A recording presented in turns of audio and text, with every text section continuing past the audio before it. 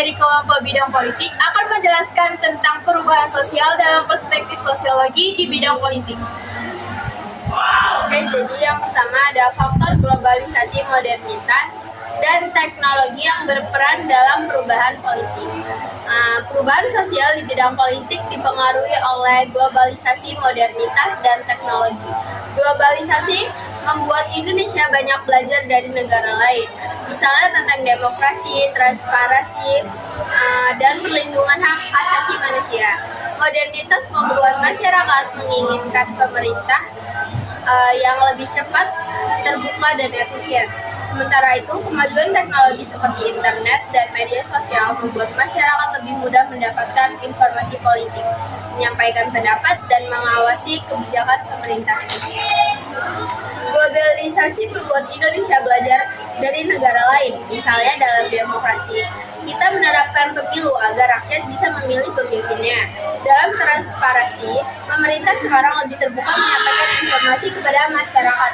Sedangkan dalam perlindungan HAM, setiap orang memiliki hak yang sama seperti hak berpendapat, pendidikan, menyampaikan pendapat, dan diperlakukan secara adil. Lalu, bagaimana perubahan tersebut mempengaruhi individu, kelompok, dan masyarakat? Nah, bagi individu, masyarakat menjadi lebih sadar akan hak dan kewajibannya sebagai warga negara, misalnya ikut memilih saat pemilu dan berani menyampaikan pendapat dalam suatu forum. Lalu, bagi kelompok, organisasi, masyarakat, komunitas, dan partai politik menjadi lebih mudah menyampaikan aspirasi, serta bekerja sama untuk memperjuangkan kepentingan anggotanya. Lalu, bagi masyarakat, secara keseluruhan, hubungan antara pemerintah dan masyarakat menjadi lebih terbuka karena informasi dapat diakses dengan lebih cepat. Selanjutnya, apa dampak positif dan negatif dari perubahan tersebut? Dampak positif, masyarakat lebih aktif dalam kehidupan politik. Informasi dari pemerintah lebih mudah diperoleh, pemerintah menjadi lebih transparan, dan pelayanan publik semakin baik. Demokrasi semakin berkembang. Dampak negatifnya, hoax atau berita palsu tentang politik mudah tersebar atau menyebar. Masyarakat bisa terpecah karena perbedaan pilihan politik. Konflik dan perdebatan di media sosial menjadi lebih sering terjadi. Selanjutnya, bagaimana perspektif sosiologi memahami fenomena tersebut? Yang pertama ada teori fungsional, yaitu Talcott-Parsons. Menurut Talcott-Parsons, perubahan politik terjadi agar masyarakat tetap seimbang dan tertata. Ketika masyarakat berubah karena globalisasi, modernitas, dan teknologi, sistem politik juga harus menyesuaikan diri. Misalnya, pemerintah mulai menggunakan layanan digital dan lebih terbuka kepada masyarakat agar kebutuhan masyarakat dapat terpenuhi serta kehidupan sosial tetap berjalan dengan baik. Yang kedua ada teori konflik Karl Marx.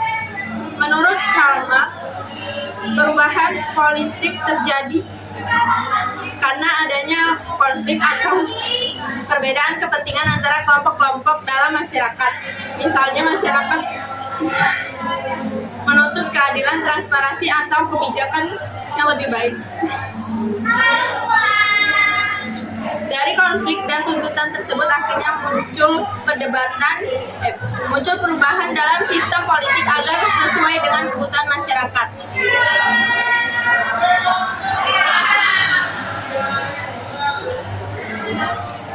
Oke, sekian presentasi dari kelompok kami akhiri. Wassalamualaikum warahmatullahi wabarakatuh.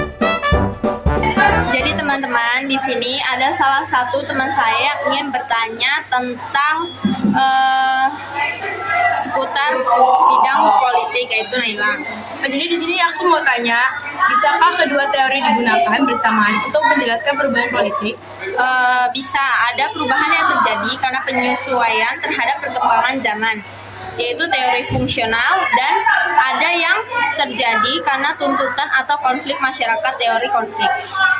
Nah, contohnya tuh gini, pemerintah membuat layanan KTP lewat sebuah aplikasi, itu teori fungsional.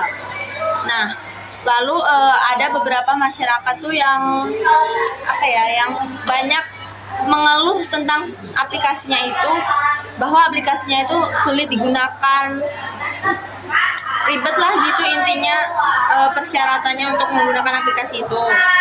Nah, itu teori konflik. Karena adanya tuntutan dari masyarakat, maka dari itu pemerintah itu mengubah peraturan lagi agar masyarakat itu bisa menggunakannya dengan baik. Terima kasih. Ya. Jadi di sini ada salah satu teman saya yaitu Widya ingin bertanya lagi seputar tentang materi saya yaitu bidang politik. Jadi, di sini saya mau nanya, mengapa konflik bisa menyebabkan perubahan politik? Jadi konflik itu bisa menyebabkan perubahan politik itu karena masyarakat menuntut kebijakan yang adil, sehingga pemerintah itu mengubah atau memperbaiki kebijakan tersebut. Jadinya ya karena ada tuntutan dari masyarakat, maka pemerintah itu mengubah agar menyesuaikan dengan tuntutan masyarakat itu tadi. Terima kasih.